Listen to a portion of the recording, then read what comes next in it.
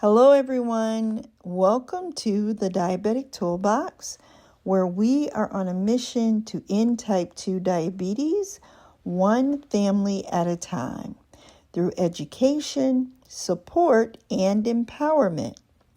If this is our first time meeting, my name is Renee. I am an emotional eating and diabetes lifestyle coach and yoga teacher, and I help folks over 40 with prediabetes or type 2 diabetes to lower their blood sugar, lose weight, and improve mobility without extreme dieting or spending hours a day in the gym. Today, we're talking about how blood sugar swings can influence your cravings and your mood. A lot of us experience those days when we feel anxious, irritable, exhausted, or just unable to stop thinking about what we're going to eat next.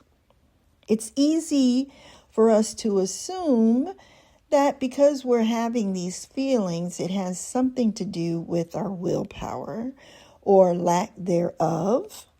But what is really happening is that your body is trying to tell you something really important, and it needs you to listen.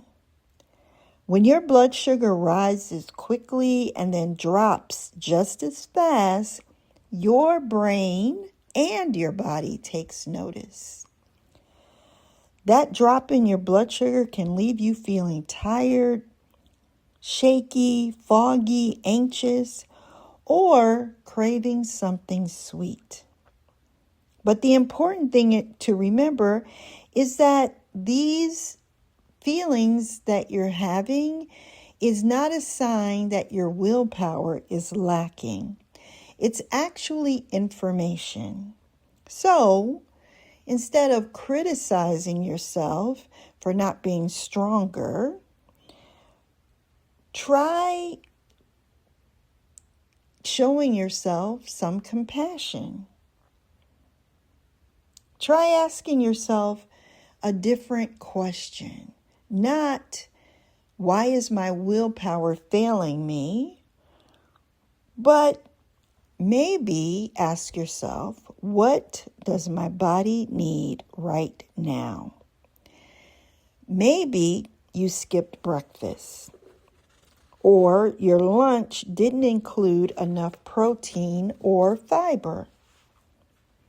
Maybe you've been running around all day and you're literally trying to grab energy from the cups of coffee that you've had all day. You're under a lot of stress and you've had very little sleep. These are details that matter because all of the things that we just listed will influence your blood sugar throughout the day. One of the biggest mindset shifts that I encourage my coaching clients to make is moving away from self-judgment and start moving towards curiosity. And I know that's easier said than done, especially if you've been a little less than kind to yourself over the years. But moving towards curiosity is going to help you to really start to pinpoint what it is your body needs. So instead of saying, why can't I control myself? Ask yourself, what was happening before this craving showed up?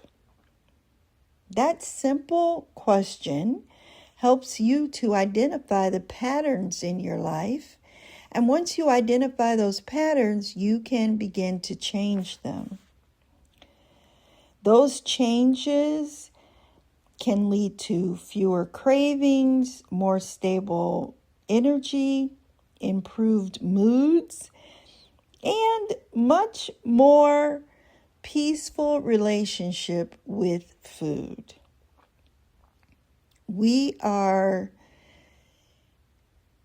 using food as fuel, not as comfort.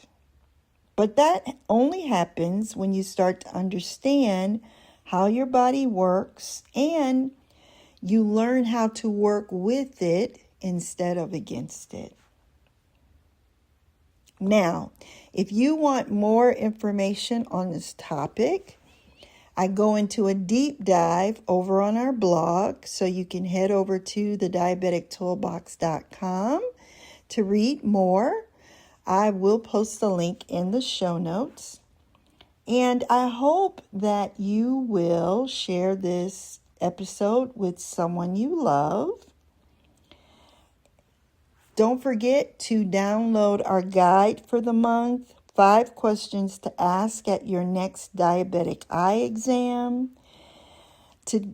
July is Eye Health Month, and this is a perfect time for you to begin protecting your vision, especially if you've been diagnosed with prediabetes or type 2 diabetes.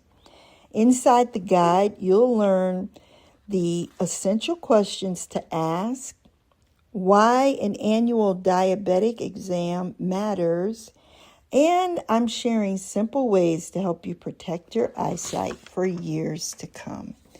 That link will also be in the show notes. All right, my friend, that is all I have for you today. Remember that you are making progress. It may not seem like it, but every small step that you take today will pay off in the future. All right. Until next time, take care of yourself and each other. I will talk to you soon. Don't forget to click those links in the show notes. Bye for now.